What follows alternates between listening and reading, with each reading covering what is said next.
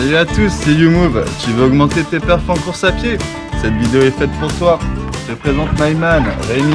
Aujourd'hui on va faire une séance. C'est un athlète de haut niveau et il va nous donner ses petits secrets.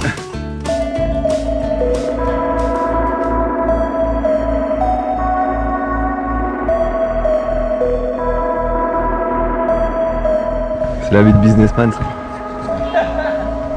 Je suis avec Rémi, c'est un bon coureur et il va me donner des petits conseils pour justement augmenter mes perfs dans cette discipline. J'ai pratiqué 7 ans d'athlète en club, principalement 800 mètres et cross l'hiver. Donc ça va me donner des bonnes bases en technique de course à pied, en demi-fond principalement, comme tu peux le comprendre.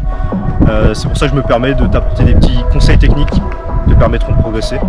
Donc très souvent on me demande des petits conseils pour progresser en course à pied et le gros problème que je peux voir c'est que beaucoup de gens vont faire du volume. Donc ce que j'appelle dans du volume c'est que c'est des coureurs. Ils courent régulièrement, 2 fois par semaine, 3 fois par semaine, voire 4 fois par semaine. Leur progression elle est bonne jusqu'à un certain niveau, mais arrivé à un certain niveau tu progresseras plus. Pourquoi? Moi je pense que la question elle est vite répondue.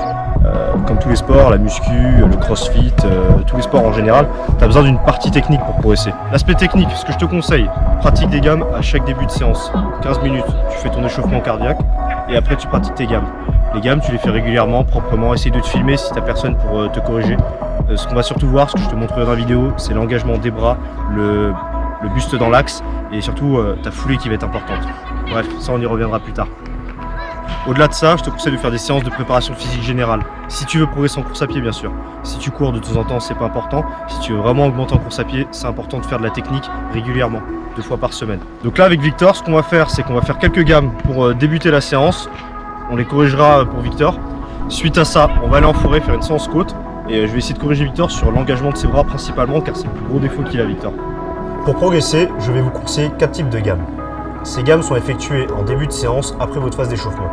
Si vous voulez plus de détails sur ces gammes, je vous invite à consulter sur internet. Néanmoins, ce qui est important sur les différentes gammes est le placement du corps et des bras. Le corps doit être droit, dans un alignement parfait, le regard doit être lointain et le mouvement des bras est important.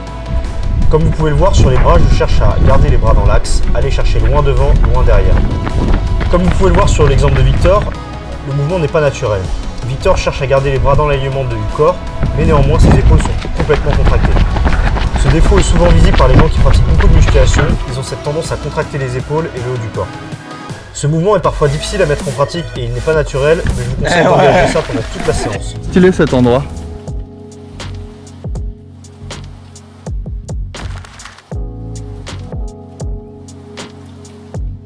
Donc là avec Victor, ce qu'on va faire c'est une séance de côte. Donc ce seront 2 blocs de 8 fois la montée de côte.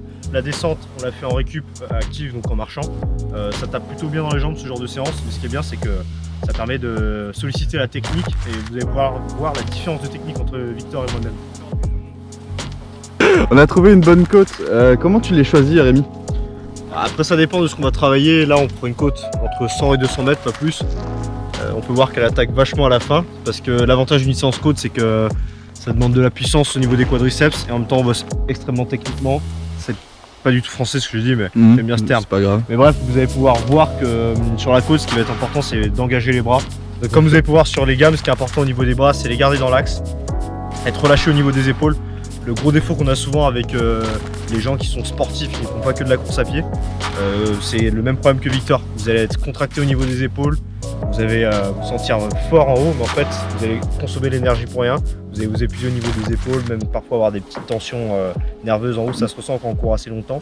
Et en plus de ça, vous n'allez pas vous servir des bras. C'est intéressant ça. Ah ouais, je sais, j'ai des connaissances. Continue Jackson, vous m'intéressez. Donc comme je disais pour les bras, je vous place mon corps comme ça. Les bras, on va chercher à faire ce mouvement en fait. Et ça va vous aider sur votre course à pied. Je vous jure que concentrez-vous sur ce mouvement. En étant naturel, ça va vraiment vous aider.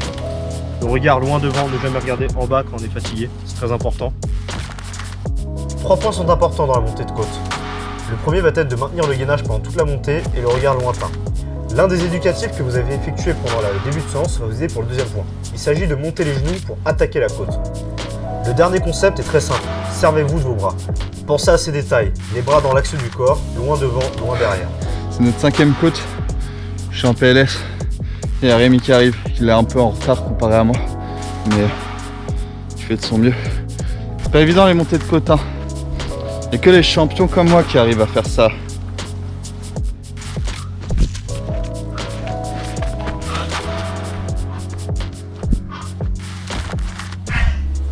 Ah, elle est quand même... Elle est ardue. Cette pente est aiguë. Ça veut rien dire aiguë. Cette pente est raide comme un concombre. Comme vous pouvez le voir avec Victor, il a l'habitude de contracter son corps grâce au street. Son regard est lointain aussi. Néanmoins, on peut voir qu'il a du mal à travailler avec ses bras. On peut voir que cela n'est pas naturel. On a l'impression de le voir courir une Naruto run. Victor devrait beaucoup plus relâcher les épaules et prolonger le mouvement des bras dans l'axe du corps. Les bras.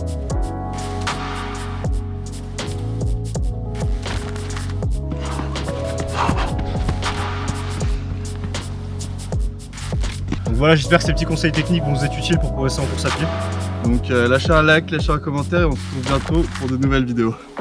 Donc avant tout, je me permets de faire cette vidéo car j'ai fait 7 ans d'athlé. Donc là, ça fait 5 ans que j'ai pu pratiquer d'athlé en club. Mais j'ai quand même fait très souvent les championnats de France de cross principalement et un peu de 800 mètres. Donc j'ai les bons restes techniques même si j'étais pas le meilleur. Améliorer le travail de proprioception. Oh putain, pas. Allez encore. Tu me feras 3 reps encore. 3 reps.